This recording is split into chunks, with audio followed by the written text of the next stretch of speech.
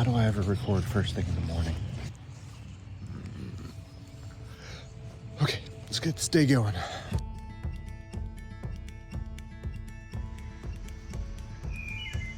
It's been close to a year now since we got the chickens.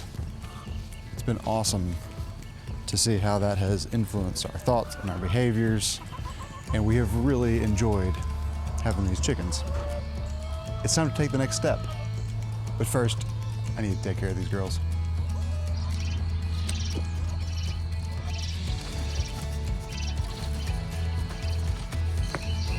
You'll have to excuse me, you're kind of in the way right now.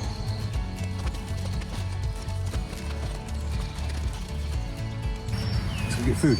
The skirting around the chicken tractor is a new addition. I did that to solve two problems, but that's not what this video is about, so I won't go into that here. I will have a video coming out very soon, and it'll be linked above and below to go over the things you should look for in a chicken tractor. You can learn from some of my experiences, some things that my chicken tractor does really well, and some things that it doesn't.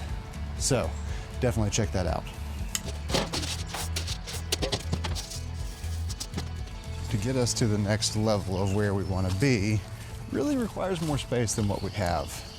And I can't fix that problem right now. We're trying to. We're definitely trying to. I'm not gonna let that get in the way. The next thing that we want to do is to raise meat birds, but the egg layers are pretty much taking up all the space here. I don't know that our yard could really support raising a large enough number of meat birds to really make a difference. So, we've partnered up with my brother-in-law and his family over in Alabama. They're about an hour and a half away, but he's got the space. We're raising 25 Cornish cross chickens to process for our own personal consumption. You've met Ryan before in one of the previous videos, and so I'll also link to that so you can see what he's doing over there and hear from him about what he wants to do and his goals also.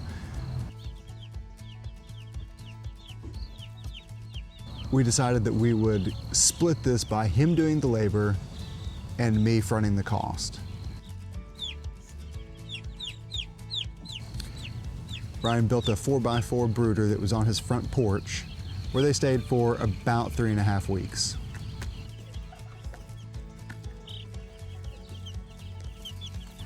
At that point, he moved them to the chicken tractor and is moving them between the rows of Christmas trees on the Christmas tree farm there.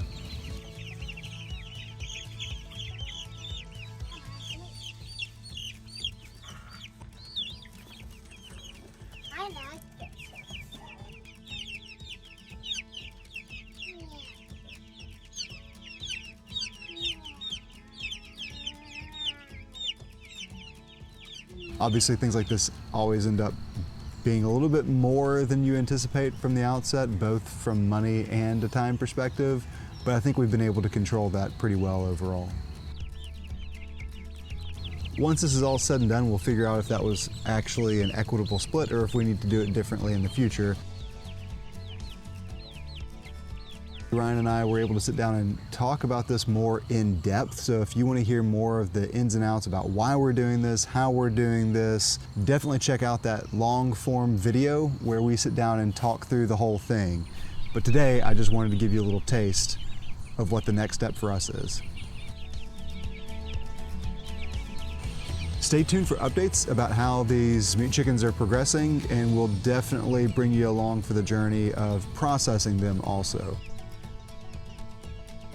Thanks for watching, and now that you've enjoyed this video all the way to the end, go ahead and click that like and subscribe button. That helps us out immensely.